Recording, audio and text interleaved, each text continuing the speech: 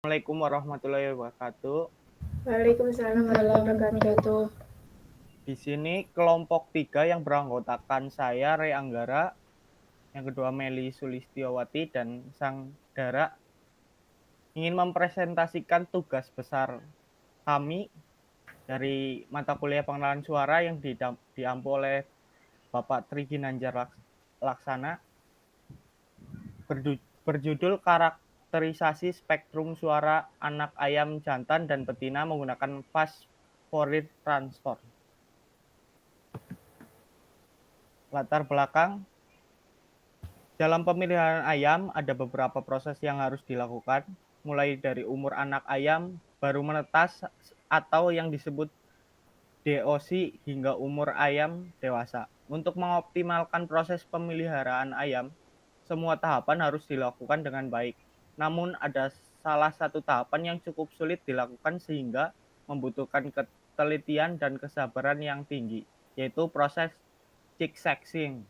Proses sexing ini dilakukan berhubungan langsung dengan tujuan pemeliharaan DOC dengan pemisahan berdasarkan jenis kelamin dapat memberikan beberapa keuntungan ayam relatif seragam.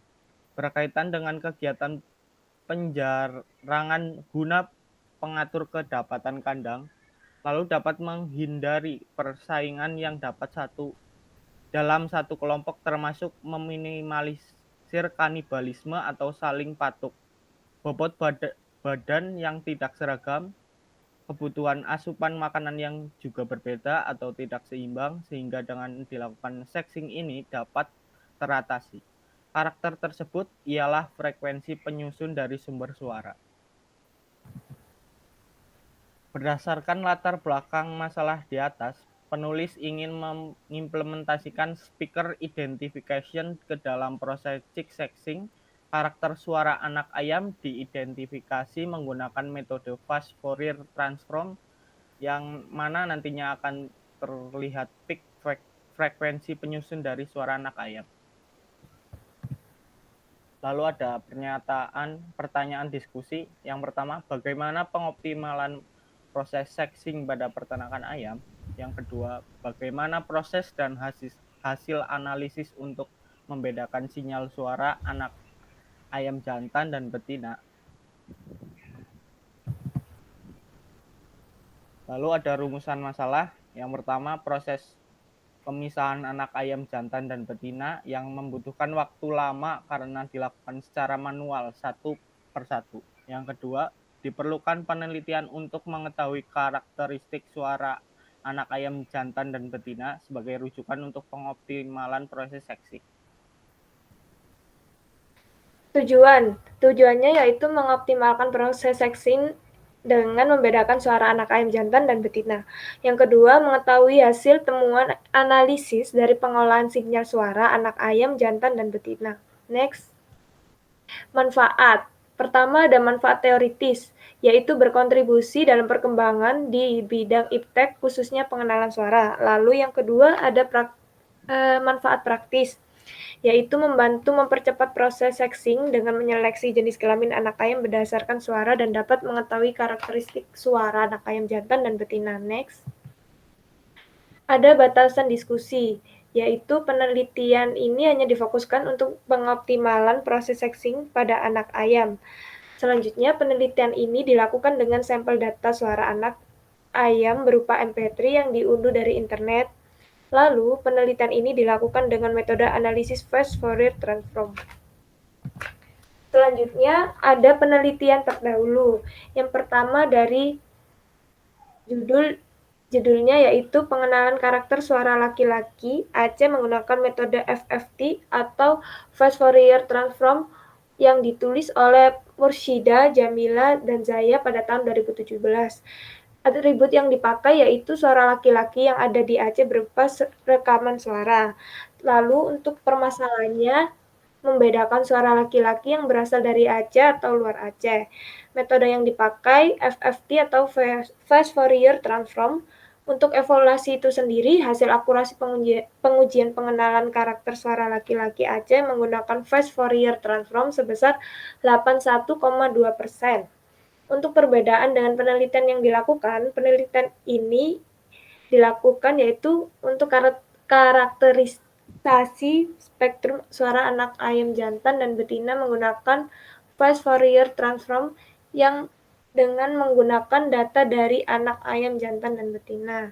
Lalu untuk penelitian kedua yaitu berjudul implementasi metode fast Fourier transform atau FFT dalam mengklasifikasikan suara pria dan wanita di laboratorium jurusan Teknik Elektro Politeknik Negeri Balikpapan yang ditulis oleh Andi Sri Irtawati, Maria Ulfa, dan Silvi Fakhirotul Ruqyah pada tahun 2019. Suara pria dan wanita di laboratorium jurusan Teknik Elektro Negeri Balikpapan yang digunakan untuk datanya. Lalu untuk permasalahannya, untuk membedakan amplitudo suara pria dan wanita yang berada di laboratorium jurusan Teknik Elektro Politeknik Negeri Balikpapan.